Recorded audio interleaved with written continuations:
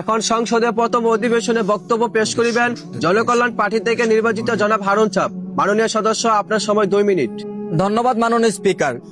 মাননীয় স্পিকার, আমরা এক হতভাগা বাংলাদেশী, যে দেশের প্রধান কাজ হলো চুরি, ডাকাতি, ছিনতাই, খুন খারাপি এবং চাঁদাবাজি, যার কারণে আমাদের দেশ আজও উন্নয়নের ছোঁয়া পায়নি।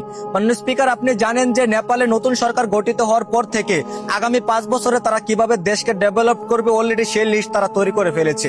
কিন্তু গত 3 মাস ধরে আমাদের সংসদে দেশের কথা না ভাবে, দেশের উন্নয়নের কথা চিন্তা না করে নিজেদের মধ্যে যুদ্ধ লেগে আছে। মাননীয় স্পিকার, দেশের জঘন্যতম পরিস্থিতিতে সাধারণ জনগণেরা কর্মকর সংসার চালাতে হিমশিম খাচ্ছে। মাননীয় স্পিকার, স্কুল কলেজ এবং মাদ্রাসা যাওয়ার পথও রক্ষা নেই মেয়েদের, ধর্ষণ, অবিচার, অলিক্ষণ প্রতিনিয়তই ঘটে যাচ্ছে, কিন্তু তার প্রতিবাদ নেই। মাননীয় স্পিকার, দেশের সাধারণ কৃষকরা এই গুরুত্বপূর্ণ ফসল উত্তোলনের সময়ে ঝড়ের কবলে পড়ে সর্বহারা হয়ে আছে। মাননীয় স্পিকার, কিন্তু তাদের কথা আমাদের বাবার মতো সময় কই।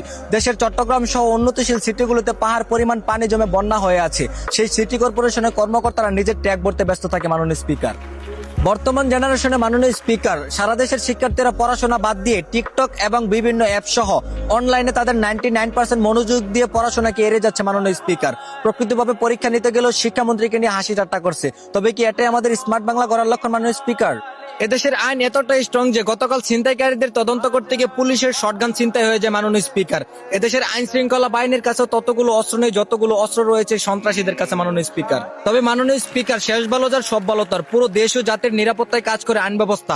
সুতরাং আইন যদি সঠিক ও ন্যায় পথে চলে তবেই দেশে শান্তি ফিরে আসতে পারে। ধন্যবাদ মাননীয় স্পিকার। এখন সংসদের দ্বিতীয় অধিবেশনে বক্তব্য পেশ করিবেন মোহাম্মদ দুলাল। মাননীয় সদস্য, আপনার সময় 6 মিনিট।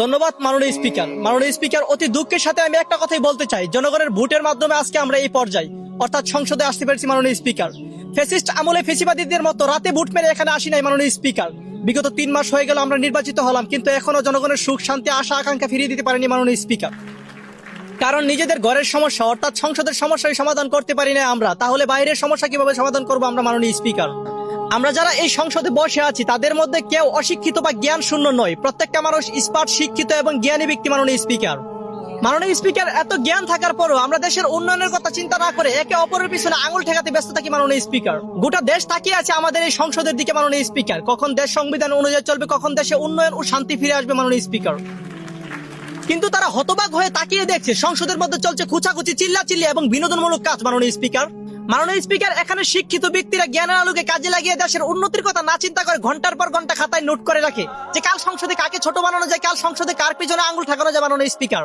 দেশে তেল, গ্যাস, বিদ্যুৎ নেই, দেশব্যাপী জ্বালানির সংকট, তা নিয়ে আমি সরকারকে দোষারোপ করবো না। মাননীয় স্পিকার, কারণ চলমান যুদ্ধের